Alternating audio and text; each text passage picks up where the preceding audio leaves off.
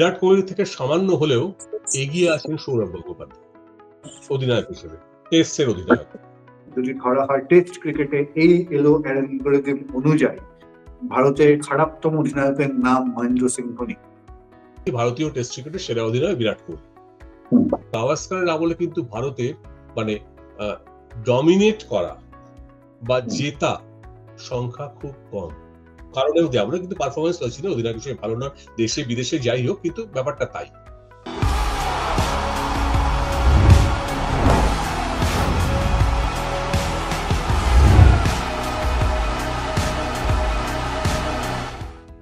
নমস্কার, wheeler Willey আবার আপনাদের সকলকে স্বাগত জানাই। আজকে আবার আমাদের সঙ্গে রয়েছেন আমাদের ক্রিকেট অ্যানালিস্ট মিস্টার অলরব রায়।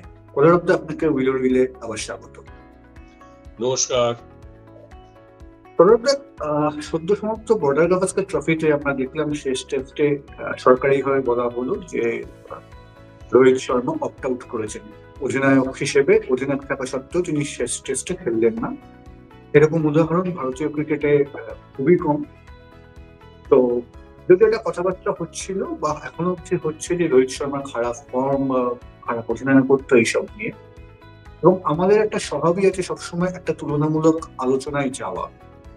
সেখানে একটা কথা বারবার উঠে আসে যে দুটো ভিন্ন প্রজন্ম, দুটো ভিন্ন এরা, তার মধ্যে তুলনা বোধহয় করা খুব মুশকিল। তো আপনার কাছে মানে তাহলে কি আমরা কি মনে হয় যে আমরা এই তুলনামূলক আলোচনাগুলো করবো না? মানে আপনার কাছে এর কি সমাধান আছে?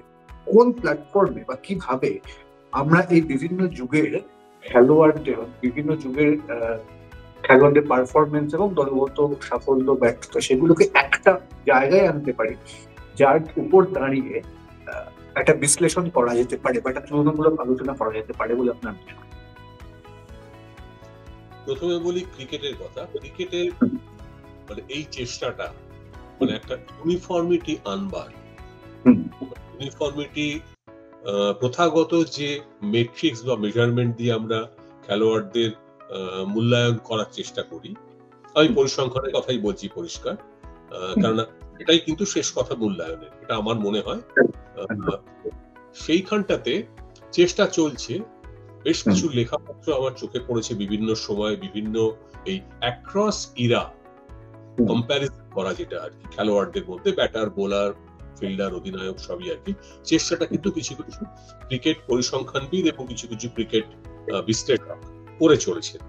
মানে আমার মনে পড়ছে ESPN ক্রিক ইনফোতে যেমন মাঝে মাঝে এই সংক্রান্ত বেশ কিছু আর্টিকেলস বেরোয় এবং তার থেকে বেশ কিছু মানে ভালো ইনপুট পাওয়া যায় যারা এই নিয়ে চর্চা করেন। তো আরো অন্য সাইটে থাকতে পারে, আমি মূলত এই ধরনের আর্টিকেল এই সাইট থেকেই দেখেছি। উইজডেন এ ব্যাপারে খুব একটা সাহায্য করে না, মানে এই মানে মেথডস গুলো নিয়ে আর নানা রকম ভাবে ভাবতে।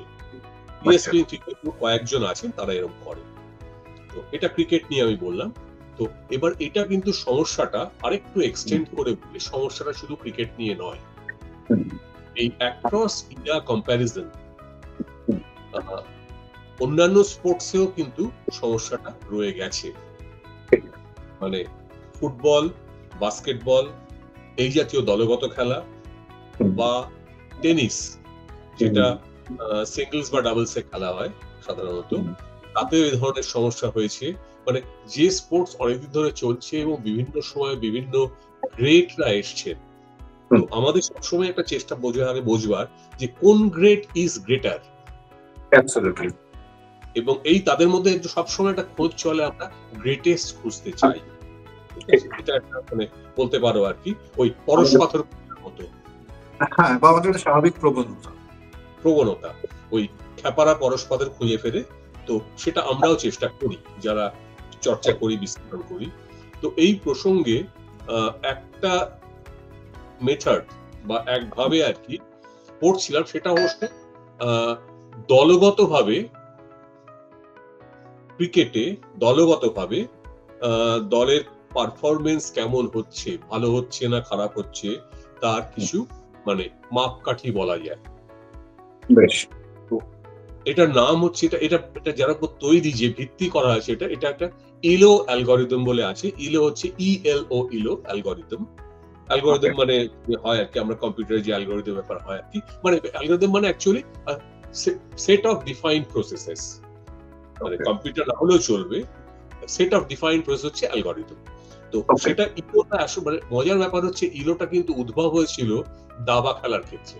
এক্স্যাক্টলি, আমরা দাবাতে ইলো রেটিং নিয়ে অনেক বেশি পরিচিত। ঘরে বসে খেলা হচ্ছে, একজন খেলছেন, তবে যদিও পরের টিম দাবার খেলা হয়, মানে অনেকের সঙ্গে একজন খেলে সেটা হয়েছে, কিন্তু মূলত একজনের সঙ্গে একজনের ঘরে বসে খেলা, এইটাতে কিন্তু একটা মেথড তৈরি হয়।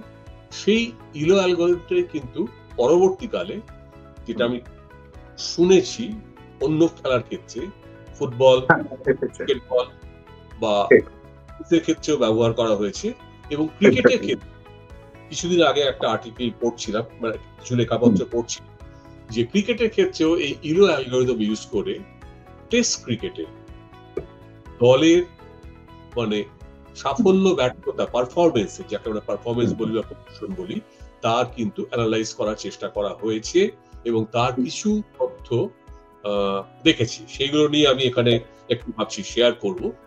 তো সেটা এবং আমাদের যেটা আজকে মূল উদ্দেশ্য সেটা হচ্ছে ভারতীয়, যেহেতু আমি রোহিত শর্মা দিয়ে শুরু করলাম, এই কারণে শুরু করলাম যে ভারতীয় অধিনায়কদের পারফরমেন্স এই ইলো রেটিং এ কিভাবে আসবে বা তাদের পারফরমেন্সটা কিভাবে পর্যালোচনা করা যাবে, সেটাই মূল উদ্দেশ্য। কিন্তু তার জন্য আপনাকে একটুখানি জিজ্ঞেস করবো যে এই এলো যে রেটিং, এটা কতটা বিজ্ঞানসম্মত এবং কতটা মানে জাস্টিফাই করা যায়, এটাকে এটা সঠিক বলে কতটা মানা যায়, অ্যাকিউরেসি কতটা? যে কোনো অ্যালগরিদমেরই একটা মানে প্রশ্ন থাকে যে এটা কতখানি মানে যুক্তিসঙ্গত, এবং মানে যে জিনিসগুলোর উপর ভিত্তি করে এই অ্যালগরিদমটা তৈরি হচ্ছে সেটা কতখানি রিয়ালিস্টিক, মানে যেখানে ব্যবহার করা হচ্ছে সেই প্রয়োগ ক্ষেত্রের তুলনায় কনটেক্সটে কতটা রিয়েলিস্টিক। তো দ্বিতীয়টা যেটা আমি যতটুকু পড়েছি আর কি, সেটা হচ্ছে যে এটা মূলত দেখে, ধর আমি দলগত পারফরমেন্সের কথাই বলছি, দেখে যে এই মানে কারেন্টলি একটা দল, এবার সেই দলটা আরেকটা দলের বিরুদ্ধে খেলছে, ধরো টেস্ট সিরিজ, এ আর বির মধ্যে খেলা হচ্ছে। এবারে তখন দেখা হয়, অনেক জিনিস দেখা হয় আর কি, বিস্তারিত মধ্যে যাচ্ছি না কারণ এটা ওই অ্যালগরিদমের উপরে মানে ক্লাস নয়। তো দেখা হয় যে এ দল এবং বি দলের মধ্যে তাদের প্রায়র হিস্ট্রিটা কেমন, প্রায়র মানে তারা কেমন ফর্মে আছে। আমরা যেমন একজন ব্যাটার যখন ব্যাট করতে নামেন, তিনি রান করবেন কিনা এটা বোঝার একটা উপায় হচ্ছে কাদের বিরুদ্ধে ব্যাট করছেন এবং তার কারেন্ট ফর্মটা কেমন, whether he or she is in touch and how is her or his opponents. তো এইখানটাতে এটা নজর রাখি, এটা একটা বড় ফ্যাক্টর হয়ে দাঁড়ায়। তার সঙ্গে অন্যান্য জিনিসও আছে, মানে পিচ ইত্যাদি ইত্যাদি আছে, কিন্তু এটা কিন্তু অ্যালগরিদম দেখে নেয় যে এই যে দলটা খেলছে তাদের সাম্প্রতিককালে পারফরমেন্স কেমন এবং শক্তিটা কেমন। তো এইটার উপর ভিত্তি করে তারপরে পয়েন্ট দেওয়া হয়, এবং সেই পয়েন্টটা আসে কারেন্ট পারফরমেন্সের উপরে। মানে আমি এই সিরিজটায় জিতলাম, তার বিরুদ্ধে এ টিম জিতলো বি টিমের বিরুদ্ধে, তো এবারে এ টিমও কিছু পয়েন্ট পাবে, বি টিমও কিছু পয়েন্ট পাবে। মানে যেহেতু একটা টিম গেম, তো আমি ধরে নিচ্ছি এই পয়েন্টগুলো একটা দিকে দেখলে অধিনায়কের উপরে বর্তায়, মানে অধিনায়কের কাছে এই টিমটা এই অধিনায়কের নেতৃত্বে এ টিম বি টিমকে হারালো ধরো 2-0 বা 2-1, তাহলে এ টিমের অধিনায়কের কিছু পয়েন্ট বাড়লো, বি টিমের অধিনায়কের কিছু পয়েন্ট হয়তো কমলো। এটা চলতে থাকে রেগুলারলি, যতবার এ টিম খেলবে এ টিমের হবে, সিমিলারলি বি টিমের হবে, এবং so it basically is a sort of continuous graph, এবং টিমটার পারফরমেন্সের গ্রাফটা টাইমের এগেইনস্টে প্লট করো, এরকম ভাবে বা এরকম ভাবে মুভ করবে। এখানে আমি আপনার উদ্বুদ্ধ হয়ে আমি একটু দেখছিলাম, সেটা থেকে আমি যেটা পেলাম সেটা হচ্ছে যে, এবং খানিকটা আপনারও এখানে অবদান রয়েছে, সেটা হচ্ছে ইলো বলছে, মানে সাধারণত আমরা যদি আমাদের কোনো ক্রিকেট সমর্থককে যদি জিজ্ঞেস করা হয় টেস্ট ইতিহাসে সেরা দল কোনটা, আমরা সাধারণত দুটো দল নিয়ে আলোচনা করি, একটা হচ্ছে লয়েডের ওয়েস্ট ইন্ডিজ এবং আর একটা স্টিভের অস্ট্রেলিয়া। বা তারপরে পন্টিং যেটাকে কন্টিনিউ করে। এইবারে আপনার পাঠানো কিছু জিনিসপত্র পড়াশোনা করে দেখছিলাম যে এলো বলছে এখন অব্দি হাইয়েস্ট রেটিং পাওয়া দুটো দল, একটা 80 দশকের ওয়েস্ট ইন্ডিজ এবং একটা এই শতকের প্রথম দিকের অস্ট্রেলিয়া। অর্থাৎ আমাদের সাধারণ যেটা ক্রিকেট ভাবনা এবং এলোর যে ম্যাথমেটিক্যাল ক্যালকুলেশন, দুটো কিন্তু বিষয়টাকে এক জায়গায় আনছে। মানে দেখা যায় যদি এই যে গ্রাফগুলো সময়ের এগেনস্টে যদি প্লট করো, তাহলে দেখা যাবে যে এটা ক্রিকেট ইতিহাসে এই দুটো দল গ্রাফের যে পয়েন্টের পিক পয়েন্ট, এই দুটো দলই কিন্তু হাইয়েস্ট পিক পয়েন্টে পৌঁছেছে 2000-এর যে দশকটা, সেই সময়কার অস্ট্রেলিয়ান দল সামান্য বেশি, আর 80 দশকের লয়েডের যে ওয়েস্ট ইন্ডিজ, 70-80 দশকের লয়েডের ওয়েস্ট ইন্ডিজ, তারা তার থেকে সামান্য কম, মানে 19-20 তফাৎ টাইপের। হাইয়েস্ট ভ্যালু গুলো যেগুলো আছে আর কি, আমি দেখলে হয়তো এখানে করতে পারবো, যে আমার এক্স্যাক্টলি মনে পড়ছে না, আমার কাছে মনে নেই, এবং এখানে দেখে বার করতে হবে যে হাইয়েস্ট ভ্যালু গুলো কত। তবে ইলোতে ক্রিকেটের ক্ষেত্রে যেটা হয়েছে আমি দেখি, যখন একটা দল খেলা শুরু করেছে বা টেস্ট খেলতে শুরু করেছে, তাদেরকে সাধারণত 1500 পয়েন্ট দিয়ে শুরু করা হয়েছে। এটা কেন 1500 সঠিক জানি না। মানে when you start, it's like an opening balance. You start with a point, opening balance of 1500 points, and then আপনি যখন দলটা যখন খেলতে খেলতে যাচ্ছে, বিভিন্ন দলের সঙ্গে খেলছে, সেই 1500 থেকে পয়েন্ট কমছে বা বাড়ছে, এই চলছে। এরকম করতে করতে সেই দলের একটা, যদি বলো পারফরমেন্স গ্রাফ এগেইনস্ট টাইম, একটা হচ্ছে as per the Elo algorithm. তো সেটা যদি দেখা যায়, সেইটা হচ্ছে মানে, এবং তুমি যেটা বলছো যে আমাদের যে চলতি ধারণা যে এই দুটো দলই হয়তো পৃথিবীর শ্রেষ্ঠ টেস্ট ক্রিকেট দল অন্তত গত 50 বছরের মধ্যে, সেটা মোটামুটি এখানে একটা তার সমর্থন পাওয়া যাচ্ছে। এবার এই জায়গাটা থেকে আমি যে মূল আলোচনাটায় আসি, সেটা হচ্ছে ভারতীয় ক্রিকেট অধিনায়ক অন্তত গত 50-60 বছর, কারণ ভারত টেস্ট খেলছে 90 বছরের উপর ধরে, এবং সেখানে প্রথম দিকের জানি আমরা ভারতের কেমন পারফরমেন্স ছিল সেটা নিয়ে আলোচনা না করে, বরং শেষ 50-60 বছরে ভারতীয় দলের যে পারফরমেন্স বা অধিনায়কদের যে পারফরমেন্স, সেইটাকে যদি বিচার করা হয় টেস্ট ক্রিকেটের নিরিখে, যেহেতু আমরা এলোটাকে এখন অব্দি মোটামুটি টেস্ট ক্রিকেটের মধ্যে আবদ্ধ রেখেছি, তো সেখান থেকে কি ছবি আপনার কাছে উঠে আসছে? মানে কোন অধিনায়কের সময়কালে ভারত ভালো পারফরমেন্স করেছে, খারাপ পারফরমেন্স করেছে, বা এই রেটিং অনুযায়ী কোন অধিনায়ক এগিয়ে, বা কারা ভারতকে ভালো পারফরমেন্স এনে দিয়েছে, সেটা কি আমাদের যে পরিচিত ধ্যান ধারণা সেটার সঙ্গে মিলছে, নাকি খানিকটা বদল আনতে বাধ্য করছে? আমি প্রশ্নটার মধ্যে দুটো ভাগ আমি ভেঙে নিচ্ছি, মানে উত্তরটাকে। প্রথমত মানে এইটা মানে অ্যাপ্লাই করা হয়েছে সমস্ত অধিনায়কদের ওপরে, অন্তত যাদের তথ্যগুলো নিয়ে আমি একটু ঘাটাঘাটি করছিলাম, তাদের মধ্যে এটা হচ্ছে মোটামুটি ফতাউদ্দির আমল থেকে যদি ধরো, মানে ফতাউদ্দিন যখন অধিনায়ক সেই সময়, আচ্ছা, থেকে ধরো বিরাট কোহলির আমল, এই সময়টা, এই স্প্যানের তথ্যটা নিয়ে আমি দেখেছি। এবার এর মধ্যে দু একটা আছে, এর মাঝখানে কেউ কেউ আছেন অধিনায়ক যারা খুব অল্প স্বল্প একটা দুটো ম্যাচে অভিনয় করতে করেছেন বা একটা সিরিজে করেছেন, যেমন উদাহরণ বলতে পারি চান্দু বর্দে ফতাউদ্দির সময় করেছেন, পরবর্তীকালে আমাদের রবি শাস্ত্রী একটা ম্যাচ করেছেন, ওয়েং সরকার অল্প দু একটা সিরিজে, ভেঙ্কটরাঘবন দু একটা সিরিজে, শ্রীকান্ত একটা সিরিজে। এদেরকে ধরা হয়েছে যাদের তারা একটু সিগনিফিকেন্ট পিরিয়ড ধরে একটানা একাধিক সিরিজ কিছুদিন ধরে অধিনায়ক করতে করতে পেরেছে, এবং এটা লিগেসির মতো, একজন হাত থেকে বেটনটা আরেকজনের হাতে পাস হয়েছে। এইভাবে করতে এই যে গ্রাফটা চলেছে, এই গ্রাফের সঙ্গে সঙ্গে কিন্তু অধিনায়ক পাল্টাচ্ছে। একজন অধিনায়কের হাতে একটা বেটনটা আসছে একটা পয়েন্টের অবস্থায়, তিনি যখন ছাড়ছেন তখন বেটনটা দিয়ে যখন ছাড়ছেন তখন দলের পয়েন্টটা আর একটা অবস্থায়, কার্ভটা এদিকেও যেতে পারে, কার্ভটা এদিকেও যেতে পারে, কার্ভটা মোটামুটি সমান্তরালে থাকতে পারে। এইটা হচ্ছে মানে কনসেপ্ট। এবার সেটা যদি দেখি, এবারে সেক্ষেত্রে মানে তুমি যে বলে প্রশ্নের দ্বিতীয় অংশটায় আসি, সেটা হচ্ছে যে কোন অধিনায়ক কেমন করেছেন, এটা সম্বন্ধে আমাদের যে প্রচলিত ধারণা, প্রচলিত ধারণা কি আমরা দেখি, সেটা হচ্ছে যে আমি ওই মানে কোয়ালিটেটিভ জাজমেন্টের মধ্যে যাচ্ছি না, আমি যাচ্ছি কোয়ান্টিটেটিভে। তার যদি দেখি কারা একটা অধিনায়কত্ব করেছে, হ্যাঁ মানে নাম্বারস এর উপরে। আচ্ছা, টিপিক্যালি মাপাকে কি দিয়ে একটা অধিনায়কত্ব করেছেন? উইন লস রেশিও, WYL আছে, উইন লস রেশিও আছে, উইন পার্সেন্টেজ আছে, এগুলোকে টিপিক্যালি বলা হয় অধিনায়কের সাকসেসের মেজার। ঠিক আছে, তো এখানে ইরোদি যদি যাই, তো সেই দেখতে পাচ্ছি আমি, সেটা হচ্ছে যে সবচেয়ে ওপরে দুজন অধিনায়ক আছেন। একজন মোটামুটি আমরা জানি, এ নিয়ে কোনো বিতর্ক হবে না, বিরাট কোহলি।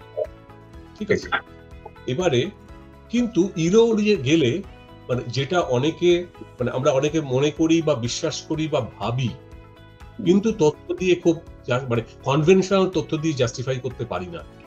WL রেশিও বা উইন পার্সেন্টেজ এগুলো দিয়ে খুব একটা জাস্টিফাই করতে পারি না, সেটা দিয়ে। কিন্তু এখানে দেখা যাচ্ছে বিরাট কোহলি থেকে সামান্য হলেও এগিয়ে আছেন সৌরভ গঙ্গোপাধ্যায় অধিনায়ক হিসেবে, টেস্টের অধিনায়ক। ঠিক আছে, সৌরভের আমলে যখন সৌরভ ধরেছেন ভারতীয় দলের অধিনায়ক এবং যখন ছেড়েছেন, এই মাঝখানে ভারতীয় দল 128 পয়েন্ট এগিয়েছে। আচ্ছা, আর বিরাট কোহলির আমলে এটা হয়েছে 123 পয়েন্ট, খুব তুল্যমূল্য। হ্যাঁ, অল্প হলেও সৌরভ একটু এগিয়ে, মানে বিরাট কোহলি এগিয়ে আছেন এই কোনো সন্দেহ নেই। যে কেউ বলবে ভারতীয় ক্রিকেট, টেস্ট ক্রিকেটে সবচেয়ে সেরা অধিনায়কের নাম হচ্ছে বিরাট কোহলি, আমরা বলেই থাকি এবং তার তথ্য আছে। হ্যাঁ, এবং সেটা সাবস্ট্যান্সিয়েটেড হচ্ছে। সৌরভের ক্ষেত্রে সামান্য হলেও এগিয়ে, এটা আমরা অনেক সময় বলে থাকি, মানে দাদার ক্যাপ্টেনশিপ হচ্ছে চমৎকার। তো এটার কিছু সমর্থন এখান থেকে হয়তো পাওয়া যেতে পারে। তার একটা কারণটা হচ্ছে, মানে এই যেহেতু তুমি যদি খেয়াল করে দেখো, আমি বলেছি এই ইরো কার্ভ কিন্তু হচ্ছে অলমোস্ট কন্টিনিউয়াস কার্ভ। মানে তুমি যদি খারাপ থেকে শুরু করো, মানে একজন 3rd ডিভিশন পাওয়া ছাত্র যদি সে 1st ডিভিশন অব্দি চলে যায় পরপর কয়েকটা পরীক্ষায়, তাহলে তার যা কৃতিত্ব, আর একজন 2nd ডিভিশন থেকে যদি 1st ডিভিশনে যায় বা 1st ডিভিশন থেকে পার্সেন্টেজটা বাড়ায়, ঠিক আছে, তাহলে কৃতিত্ব কাকে বেশি দেওয়া হবে? ঠিক, অর্থাৎ আপনি বলছেন সৌরভ গাঙ্গুলির আমলে দলটা 3rd ডিভিশন থেকে 1st ডিভিশনে গেছে, আর বিরাট কোহলির আমলে 2nd ডিভিশন থেকে 1st ডিভিশনে গেছে, বা 1st ডিভিশনের থেকে 1st ডিভিশনের পার্সেন্টেজ অফ নাম্বার বাড়িয়েছে। এটা একটা অংশ। আরেকটা অংশ হচ্ছে যে কাদের কাদের বিরুদ্ধে খেলেছো, যেমন কেমন কোয়েশ্চেন পেপারে উত্তর দিই, কোয়েশ্চেন পেপার কত টাফ ছিল, মানে তুলনায় তোমার মেরিট অনুযায়ী।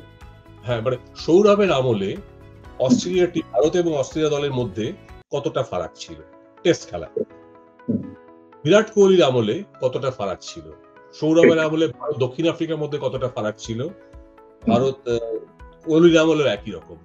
এইটাও একটা ফ্যাক্টর। মানে দুটো জিনিস, একটা হচ্ছে তুমি কোন ডিভিশন থেকে কোন ডিভিশনের মার্কসটা তুললে, আর একটা হচ্ছে কেমন প্রশ্ন, অপোনেন্ট মানে প্রশ্নপত্র পরীক্ষার ক্ষেত্রে কেমন প্রশ্ন, কতটা শক্ত বা কতটা মানে কড়া প্রশ্নের উত্তরে তুমি লড়াইটা করলে। এবং এই দুটো কিন্তু আমরা, আপনি যেটা বলছেন সেটা হচ্ছে, আমি যদি আরেকটু সহজ করে দিই, সেটা হচ্ছে একটা টেস্ট ম্যাচ সৌরভের ভারত অস্ট্রেলিয়াকে হারালো, আর কোহলির ভারত অস্ট্রেলিয়াকে হারালো। ইলো ক্যালকুলেশন অনুযায়ী, ইলো অ্যালগরিদম অনুযায়ী সৌরভের ভারত যে অস্ট্রেলিয়াকে হারালো সেখানে যে পয়েন্টটা পেল সেটা তুলনায় বেশি কোহলির ভারত যে অস্ট্রেলিয়াকে হারালো সেখানে প্রাপ্য পয়েন্টের তুলনায়। হ্যাঁ, মানে তোমার একটা উদাহরণ দিই, আমি সৌরভ বা কোহলিতে যাব না, একটা উদাহরণ দিই তোমাকে, সেটা হচ্ছে যে ভারতের অজিত ওয়াদেকারের আমলে, অজিত ওয়াদেকারের আমলে ভারত যখন ইংল্যান্ডকে হারায় বা ওয়েস্ট ইন্ডিজকে হারায় তাদের মাঠে, সেইখানে এই ওয়াদেকারের আমলে ভারতীয় টেস্ট দল যে পয়েন্টটা বাড়াতে পেরেছিল সেটা কিন্তু অনেকখানি বেশি। কারণটা পরিষ্কার, তখন ভারতের ক্রিকেটের বাজারে যা দর ছিল তার থেকে ওয়েস্ট ইন্ডিজ বা ইংল্যান্ডের বাজার দর ছিল অনেক বেশি। সো ভারত অপ্রত্যাশিতভাবে তাদের থেকে শক্তিশালী দলকে হারিয়েছে এবং তাদের মাঠে। এই যে তিনটে জিনিস বললাম আমি, তাদের থেকে শক্তিশালী দলকে হারিয়েছে তাদের মাঠে, এই তিনটে ফ্যাক্টর কিন্তু পয়েন্টটা বাড়াতে সাহায্য করছে, মানে বেশি বাড়াতে সাহায্য করছে। আচ্ছা, আমি অ্যাবসলিউট ভ্যালুটা আমার মনে নেই, দেখতে হবে কতটা পয়েন্ট তারা পেয়েছিল তারপরে আর কি, কিন্তু এটা হয়েছিল। ঠিক আছে, এইটা একটা বড় উদাহরণ যে যে ইলো কিভাবে পয়েন্টটা দেয়, মানে it's a differential method, absolutely differential মেথডে যায়। আচ্ছা। মানে আজকে আর কি, ধরো ভারত যদি কোহলির ভারত যখন ইংল্যান্ডকে হারাচ্ছে, তখন তাদের যে পয়েন্টটা কিন্তু অতটা বেশি হয়তো হবে না। আচ্ছা, বাই দ্যাট টাইম ভারত অনেকটা উঠে এসছে, মানে ভারত এবং ইংল্যান্ডের মধ্যে গ্যাপটা কমে গেছে। শক্তির যে পার্থক্য, দুটো দলের শক্তির যে পার্থক্য, সেইটা একটা কনসিডারেশনের মধ্যে আনে ইলো তার অ্যালগরিদমে। ভীষণ বড় ব্যাপার। আচ্ছা, মানে ধরেন এটা ইলোর ভাষায় যেটা বলা হয় এক্সপেক্টেড পারফরমেন্স বা এক্সপেক্টেড রেজাল্ট। মানে যখন ওয়াদেকারের ভারত যখন ইলিংওয়ার্থে ইংল্যান্ডের সঙ্গে খেলেছিল, তখন যে এক্সপেক্টেড রেজাল্ট ছিল এটার ভিত্তিতে কিন্তু দেওয়া হবে। যদি আপসেট হয় তাহলে বেশি পয়েন্ট পাবে, ওয়াদেকারের ভারত বেশি পয়েন্ট পেয়েছিল। আচ্ছা, এবার তার সঙ্গে বিদেশে খেলা ব্যাপারটা আছে, অবশ্যই অবশ্যই, মানে ওয়েটেজ গুলো ভেরি করে।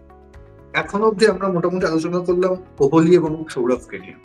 ভারতের বাকি অধিনায়কদের মধ্যে এই চিত্রটা কেমন? মানে আপনি শুধু দুজনের ফিগারটাই বললেন যে তাদের আমলে কতটা উন্নতি হয়েছে, মানে +123 এবং +128। বাকিদের ক্ষেত্রে এই ফিগারটা কেমন বা বাকিদের পারফরমেন্সটা কেমন? কারণ আমাদের এই 50-60 বছরে তো শুধু কোহলি বা গাঙ্গুলি নয়, তার মধ্যে কপিল দেব আছেন, গাভাস্কার, সচিন, মহেন্দ্র সিং ধোনির মতো বড় ক্যারেক্টার বা বড় অধিনায়ক রয়েছেন। তো সেটা একটু বলি, আমি দেখে বলছি একটু। মানে আমি যদি লিস্টে যাই, তৃতীয় স্থানে আছেন ওয়াদেকার +59। আচ্ছা, চতুর্থ স্থানে আছেন অনিল কুম্বলে +50। মানে আপনি যেটা বলছেন যে কোহলি গাঙ্গুলির পর যারা +128, কোহলি 123, তারপরে সোজা ওয়াদেকার। হ্যাঁ, গাঙ্গুলি পরে কোহলি পরে ওয়াদেকার +59, তারপরে কুম্বলে +50, আজহার +29, কপিল +26, গাভাস্কার +2। এবার আসি মাইনাসে, তারপর দ্রাবিড় -19, পাটাউদি -50, বেদি -54, তেন্ডুলকার -75 আর ধোনি -82। অনেকে রেগে যাবেন, অনেকে আশ্চর্য হলেন, কিন্তু টেস্টের কথা বলছি আমি, এবং এটা আমরা মোটামুটি। অর্থাৎ আমি এখান থেকে দুটো কনফিউশনে আসছে, মানে এখান থেকে যে জিনিসটা আসছে, যে ফিগারটা আপনি দিলেন, এই সংখ্যাগুলো, হ্যাঁ, এর উপর বিচার করে দেখা যাচ্ছে আমরা সাধারণত ধরে নিই বিশ্বকাপ জেতাতে পারলেও কপিল দেব খুব উঁচু মানের ক্যাপ্টেন নন। এটা একটা প্রচলিত ধারণা, বা এই ধারণায় আমরা অনেকেই বিশ্বাস করে থাকি। কিন্তু দেখা যাচ্ছে কপিল দেবের আমলে +26 ভারতের ইমপ্রুভমেন্ট হয়েছে 26 ইউনিট। গাভাস্কার, যার ক্রিকেট ব্রেন সম্পর্কে প্রচুর কথা শোনা যায় বা প্রচুর প্রশংসা করা হয়, তার আমলে অধিনায়ক হিসেবে তিনি ভারতকে খুব একটা অগ্রগতি দিতে পারেননি। নাম্বার 2।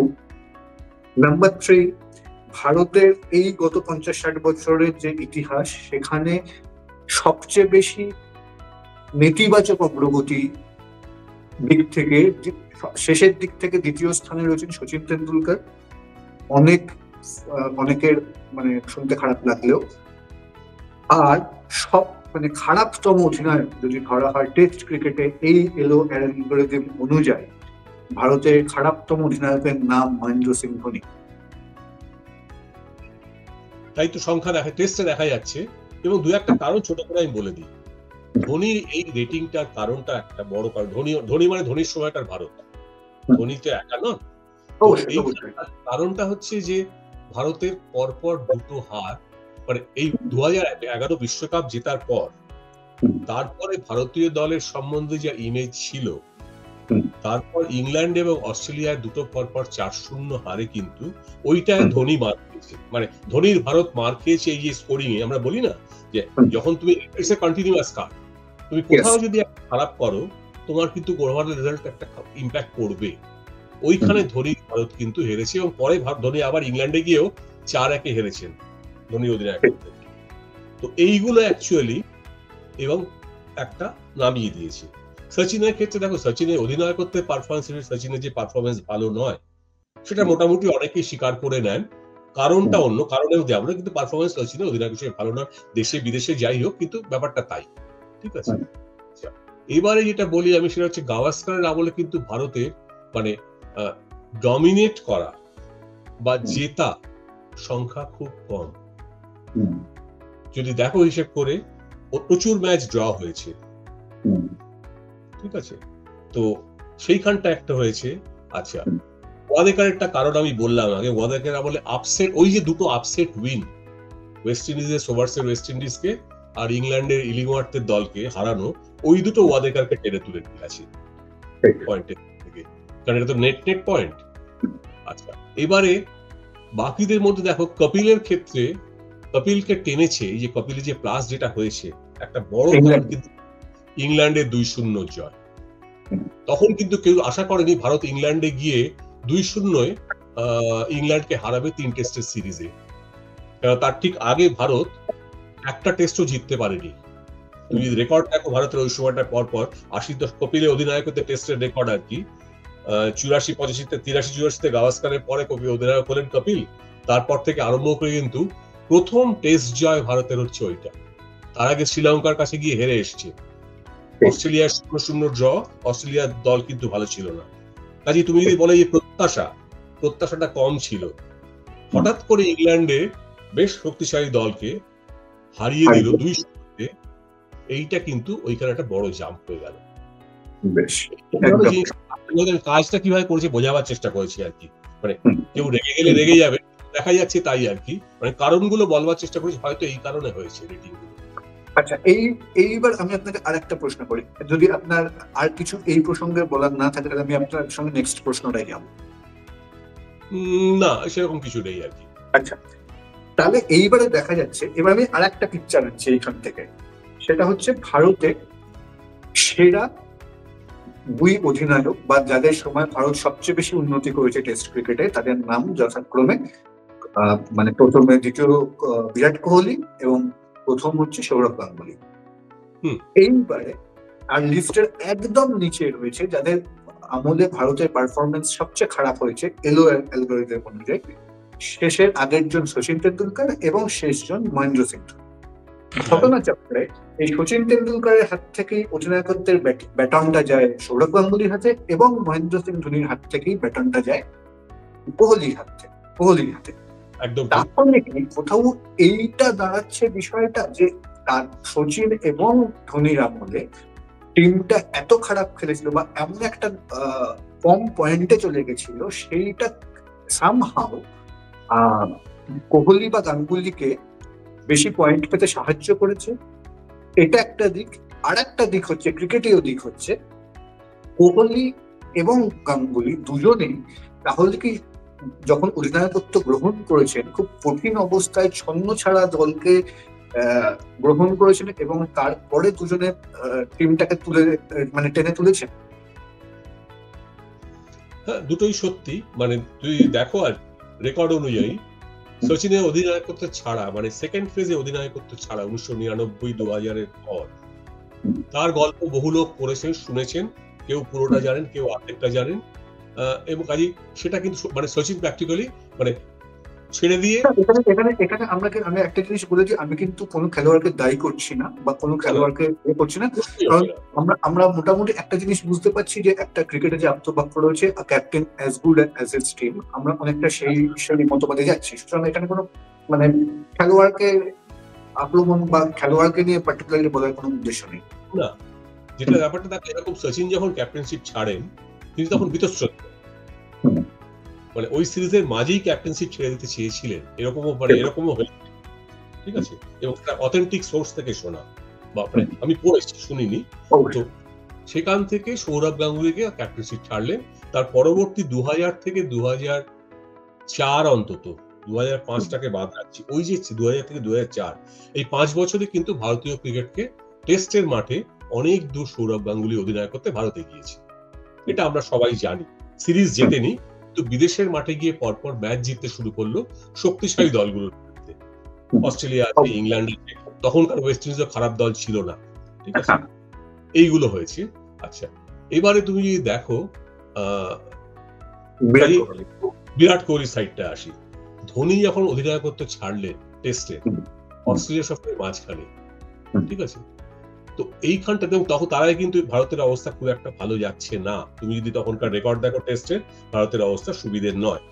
এবার 2014-15 সফরে অস্ট্রেলিয়া সফরে গিয়ে ধোনি অধিনায়কত্ব ছাড়লেন, কোহলি অধিনায়কত্ব নিলেন। তারপর থেকে যদি দেখো ভারতের কিন্তু টেস্ট ক্রিকেটে ভারতের উন্নতি হয়েছে। কারণগুলোর মধ্যে যাব না, কিন্তু এই যে উন্নতি হতে শুরু করলো, ক্রমোন্নতি, ঠিক আছে, তার কয়েকটা কারণ আমরা জানি। পেস বোলিং ইউনিট শক্তিশালী হলো, ভারতীয় দলটা অনেক উজ্জীবিত হয়ে খেলতে শুরু করলো, বিদেশের মাঠে অনেক বেশি দাপট নিয়ে, অনেক বেশি জোর নিয়ে খেলতো। এইখানটাতে কিন্তু দেখার এইগুলোর কারণে এরই যে ক্রেডিটটা, এরই যে নেট আউটকাম হচ্ছে কোহলির আমলে এই যে উন্নতিটা। কাজেই এই বললাম আর কি, মানে যদি থার্ড ডিভিশনে চলে গিয়ে থাকে সচিনের আমলের বা ধোনির আমলের ভারতীয় ক্রিকেটের টেস্ট ক্রিকেট দল, সেই থার্ড ডিভিশন থেকে ফার্স্ট ডিভিশনে টেনে তোলা, এই যে কঠিন জার্নিটা, এই জার্নির সময় এই দুজন ছিলেন দলের কাণ্ডারি, গাঙ্গুলি এবং কোহলি। তো তার ফলে কিন্তু ভারতীয় দল যে উন্নতিটা করলো, এই পয়েন্টটা হচ্ছে তারই রিফ্লেকশন। আমি ব্যাপারটাকে এইভাবে, ঠিক আছে, ব্যক্তি নয়, দল, যে দলে অধিনায়ক একজন আছেন, সে অধিনায়কটা নিশ্চয়ই কিছু করেছিলেন, না হলে দলটা এরকম হয় না। একা তিনি করেননি অবশ্যই, কিন্তু দলটা তো এরকম না হলে হয় না। অবশ্যই অবশ্যই দুটো দলেরই কন্ট্রিবিউশন আছে এখানে, অবশ্যই অবশ্যই। এবং এখানে হয়তো ঘটনাচক্রে এই উন্নতিটার মধ্যে হয়তো মহেন্দ্র সিং ধোনি যেহেতু খেলোয়াড় হিসেবে ছিলেন না, তার খেলোয়াড় মহেন্দ্র সিং ধোনির অবদানটা নেই, কিন্তু খেলোয়াড় সচিন তেন্ডুলকারের অনেকটাই ভূমিকা রয়েছে সৌরভের আমলের টিমের সাফল্যের পেছনে। সচিনের তো ছিলই, অস্বীকার করা যাবে না। মানে team member Sachin Tendulkar captain কাগজে কলমে নাও হন, তিনি ভারতীয় দলকে অনেকভাবে দিয়ে গেছেন। অধিনায়কদের প্রত্যেকজন অধিনায়ক স্বীকার করেছেন, কুম্বলে, রাহুল দ্রাবিড়, সৌরভ গাঙ্গুলি যে এবং ধোনি, যে সচিনের থেকে নানা রকম মূল্যবান পরামর্শ মাঠে পেয়েছেন, মাঠের বাইরেও পেয়েছেন। এবং ধোনিও, বিরাট কোহলি আমাদের ধোনি উইকেটের পেছনে ধোনি আছেন, বা ধোনি ওয়ান ডে ক্রিকেটে, টেস্ট ক্রিকেটে অধিনায়ক কম, কেন টেস্টে ধোনি আসলে অবসরই নিয়ে নিয়েছে, তো সেটা হয়নি। আমি আবার ওই কথাটাই ফিরে যাই, একটু আগে যেটা বললাম এবং আপনি যেটা বললেন যে অধিনায়ক নয় দল, কিন্তু আবারও ক্রিকেট যেটা বলছে captain as good as it's team. সেইখানে দাঁড়িয়ে যে সময় যে দুই অধিনায়কের আন্ডারে দল সবচেয়ে বেশি সাফল্য পেয়েছে, আমরা কি সেই দুজন অধিনায়ককেই সেরা অধিনায়ক বলবো, বা সেই দুজন অধিনায়কের আমলে যার আমলে বেশি সাফল্য পেয়েছে, যার আমলে বেশি পয়েন্ট এসেছে, তাকে কি আমরা সেরা অধিনায়ক বলবো? এইখানে আপনি কি কনক্লুড করবেন? একদম শেষ প্রশ্ন। মানে ফলাফল দেখলে তাই বলবো। মানে কোহলি ক্ষেত্রে আমরা বলেই থাকি, কোহলিকে তো আমরা বলেই থাকি ভারতীয় টেস্ট ক্রিকেটের সেরা অধিনায়ক বিরাট কোহলি। এবং এই তথ্যটা না যেটা এলো আর কি, তার মধ্যে কোনো মানে সারপ্রাইজ নেই, কোনো বিস্ময়ের জায়গা নেই। সৌরভের ক্ষেত্রে অনেকে বিশ্বাস করি বা করতাম, কিন্তু এখন ইলো অ্যালগরিদম দিয়ে দেখা যাচ্ছে, যদি ইলোটাকে আমি ধরে নিই যে হ্যাঁ এর পেছনে এটার মধ্যে কিছু যুক্তি আছে, কিছু বস্তু আছে, তাহলে দেখা যাচ্ছে হ্যাঁ মানে সৌরভ সম্বন্ধে আমরা এটা ভাবতাম অধিনায়ক সৌরভ হিসেবে টেস্ট ক্রিকেটে, সেটার মধ্যে অনেকখানি সত্যি আছে। অর্থাৎ আমরা যে কথাটা এতদিন জোর দিয়ে বলতাম কোহলির ক্ষেত্রে, সেই কথাটা আমরা জোর দিয়ে বলতে পারি গাঙ্গুলির ক্ষেত্রে, যেহেতু গাঙ্গুলি প্রায় ফটো ফিনিশে 5 পয়েন্টের মাত্র ডিফারেন্স, সামান্য একদম ফটো ফিনিশ আর কি। তো সেক্ষেত্রে কি এটাই বলা যায় যে কোহলি এবং গাঙ্গুলি দুজনের মধ্যে সামান্য হলেও অধিনায়ক হিসেবে গাঙ্গুলি এগিয়ে, নাকি আপনি কোহলিকে এগিয়ে রাখবেন? দেখো অঙ্কের হিসেবে এগিয়ে রাখবো, তবে তুমি এর সঙ্গে যদি যোগ করো পুরো সংখ্যাটা, মানে সংখ্যা মানে জয়ের সংখ্যা, সিরিজ জয়ের সংখ্যা, বিদেশে জিতে আসা, সেটা হলে তখন হয়তো এখানটায় মনে হবে যে হ্যাঁ মানে এই যে মানে বলছি আর কি গাঙ্গুলি থেকে, তখন সেক্ষেত্রে কোহলি হয়তো একটু এগিয়ে। কারণ ওইগুলো তো এখানটায় আর কি এসছে, কিন্তু ওই বললাম 5-এর তরফ তাফাতটা আর কি। তো আমাকে বললে আমি বলবো হ্যাঁ কোহলি ভারতের সেরা টেস্ট ক্যাপ্টেন এখনো পর্যন্ত যা দেখছি আমরা। Ganguly is a close, very close second. Elo algorithm যদিও বলছে একটুখানি উল্টো রকম।